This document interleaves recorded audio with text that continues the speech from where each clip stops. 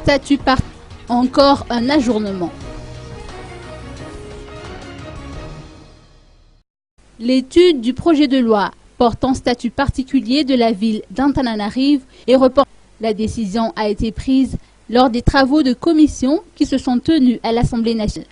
Face à cette situation, il importe d'apporter de plus amples précisions à propos de ce projet de loi controversé. Historiquement, Antananarivo a toujours été régi par un statut particulier en tant que capitale malgache. Puisque la ville d'Emile accueille les Malgaches issus des 4 coins de l'île, elle a vécu une transformation énorme au cours de ces dernières années du point de vue démographique. Les infrastructures existantes n'ont pas évolué, si bien qu'Antananarivo a perdu de sa splendeur d'antan. Le projet de loi dont il est question ici tient compte de tous ces aspects, avec comme objectif de redonner un nouveau souffle à la ville d'Emile.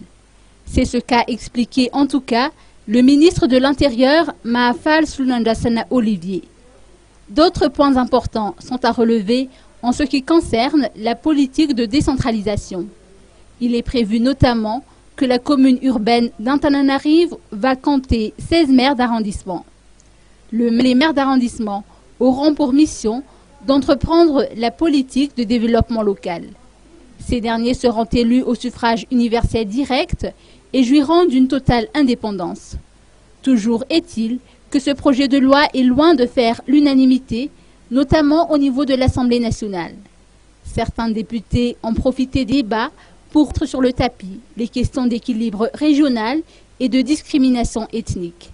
D'ailleurs, la parlementaire Vloul la Victoire Raïrsou n'a pas manqué de condamner cette incitation à la haine tribale.